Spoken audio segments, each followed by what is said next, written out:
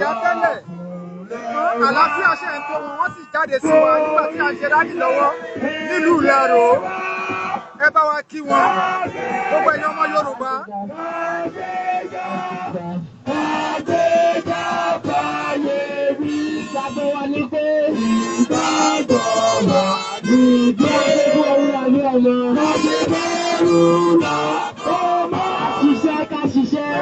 Bàbá wa baálẹ̀ ní Ilaro tí wọ́n fi àyè gba Yorùbá nation nílùú Ilaro, àwọn lẹ́ ń wò yìí.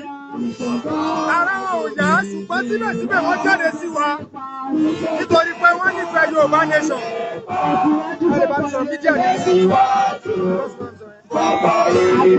Ẹ bá wa kí wọn.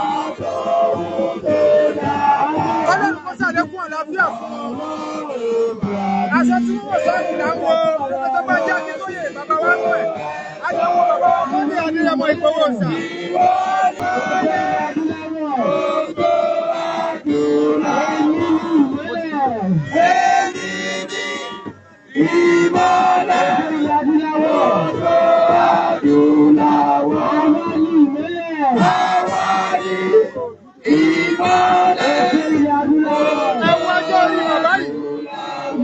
Wọ́n sì jáde, wọ́n tún jáde sí wa.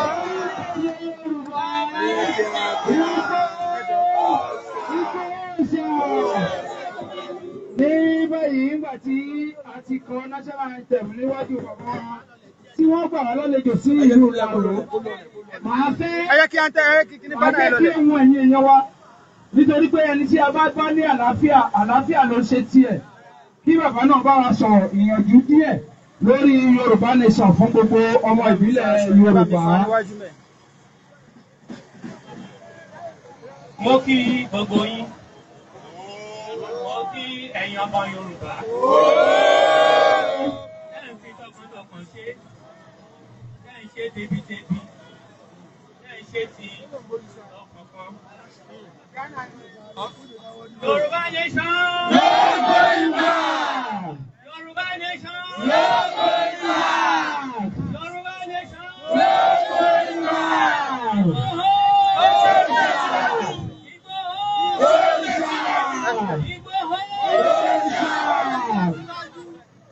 Ilé wa ti yá. Ilé yá. Bàbá wa baálẹ̀ láti Ilaro ni wọ́n bá wa sọ̀rọ̀ lọ́wọ́ yìí. Látòrí president, títí dé sàlẹ̀, sálẹ̀ rí bẹ̀. Kò sẹ́ni kankan. Wọ́n tún máa ṣe wọ́n tún ní Muslim to Muslim. Kò sẹ́ni kankan tó gbọ́n tó wọn. Ilé yá. Ẹ má jẹ́ ká padà sẹ́yìn.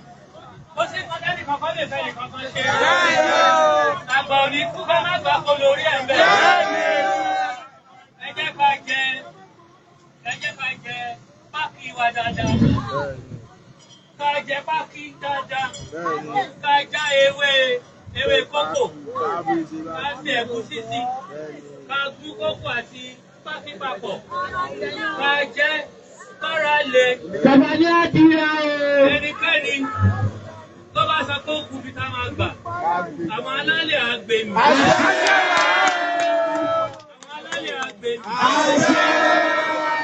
Ẹni tó bá sọ pé ilẹ̀ Yorùbá yìí, a ní gbà, lẹ́yìn ẹ̀ lájú ta máa gbà. Àwọn ọ̀dọ́lẹ̀ Yorùbá, ẹ̀jẹ̀ wọn la máa tẹ̀lé lẹ́yìn. Ṣọ̀pọ̀nà ló máa pa wọ́n. Ògùn lọ́kọ̀ yọ̀ ṣùgbọ́n lè á fẹ̀jẹ̀ wọn.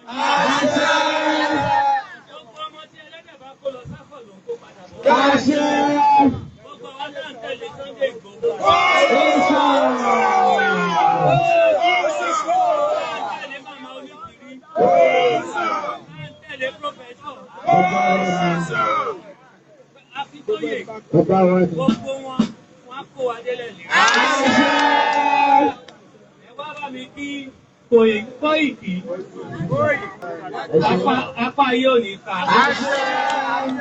Màmá Fúkù, apá ò ní kún wọn.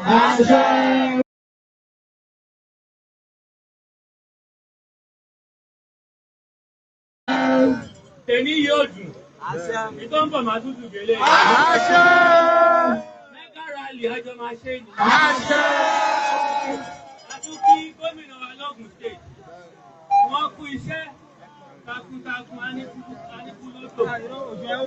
ó kí wọn wọ́n kú iṣẹ́ kó wa délé lórí. Nígbà tí ìṣúná bá jiná, àríwá yín sí. Ìṣọ̀kan Oòduà. Gbogbo ìkíni ìdí àgbogbo yín. Àti gbogbo mídíà lẹ́yìn ọ̀gbọ́n lápapọ̀. Gbogbo ẹ̀yin mídíà lọ pátápátá mo kí gbogbo yín. Ẹ̀yin akọni mo kí yín. Ẹ̀yin ọmọ ogun ilẹ̀ Yorùbá mo kẹ́yìn náà. Ọmọ aṣọ́lá kò gbọdọ̀ kú mo kẹ́yìn náà. Lágbára ẹlẹ́dàá àárìnrà wa pẹ́pẹ́. Yorùbá nation.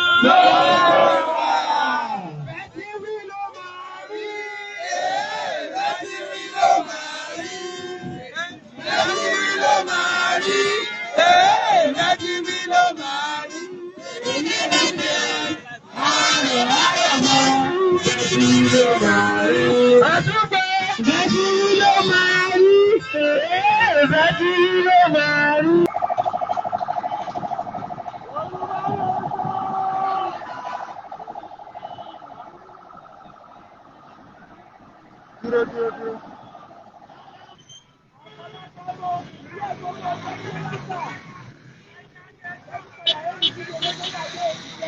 Gbogbo ọmọkùnrin láti dọ́mọ kóòtù tán.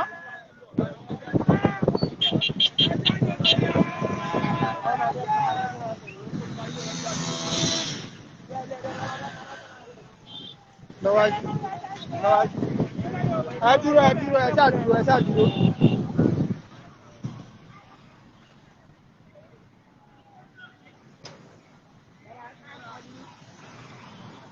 After.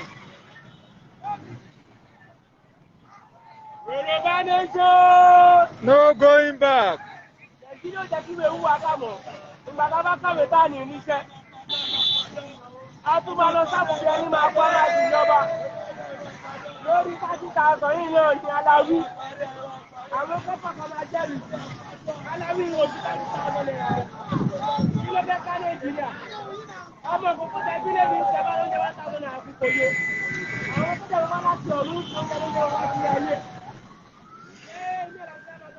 Nàìjíríà.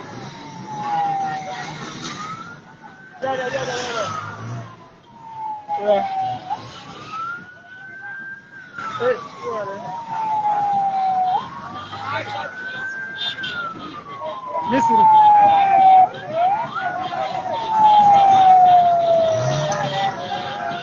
This was a good way doing. Yorùbá nation. Yorùbá nation.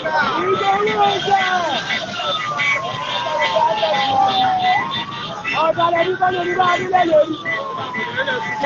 Ó yá padà sẹ́yìn díẹ̀.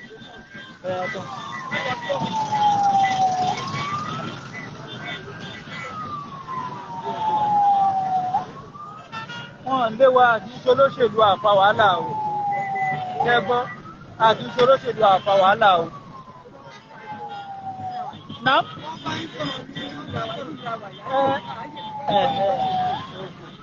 Àjà àkùtẹ́ni.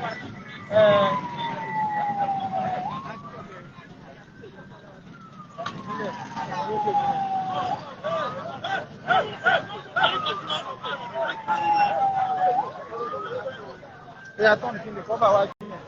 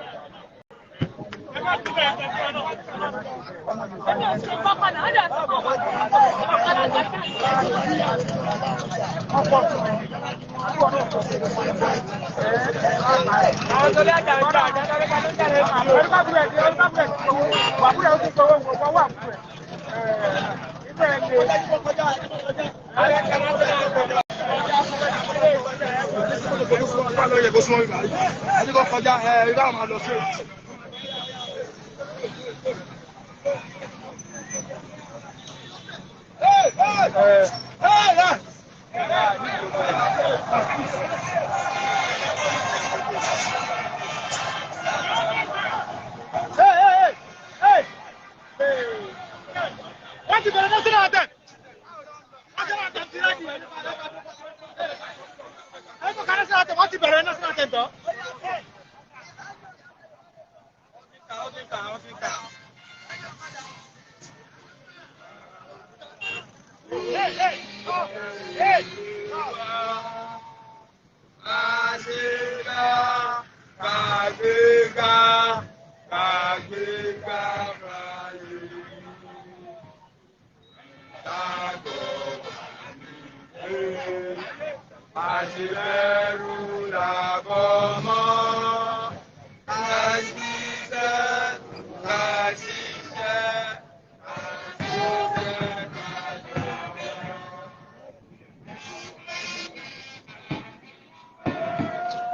Hausa náà ta táǹbì o.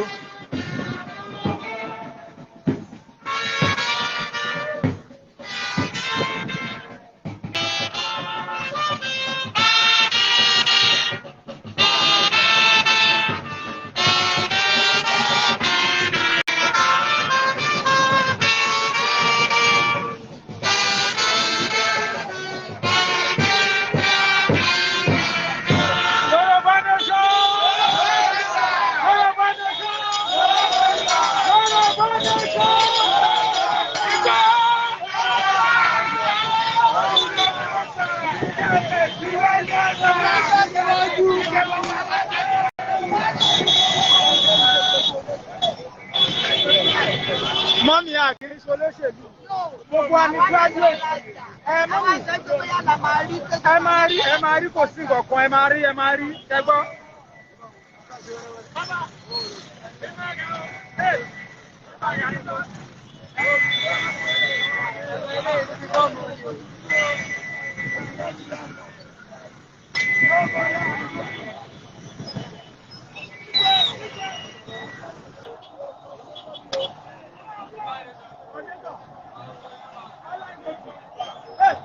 Tí wọ́n wá láti Owódé Ìdíròkòrè láti zone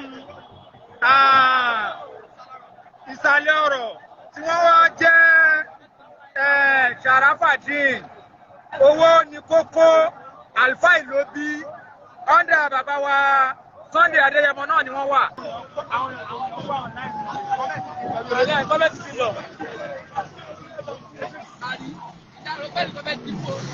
Káwọn wọlé àwọn òkú. Yoruba nation! Yoruba nation!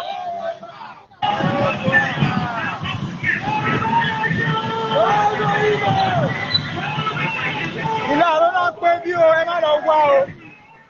Aluwe Kelechi, okay, I know you are a Biafran because you challenged me that Yoruba is not ready to go. And I told you Yoruba is ready to go. So, but the question I want to ask you is that, are you ready to go as well with us? Of course. Let everybody go. Okay. Softness is starting from beginning. Okay.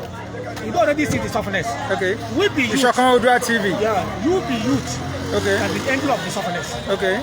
Are you getting me? Okay, let us go, let us go. It's not a sin. Okay.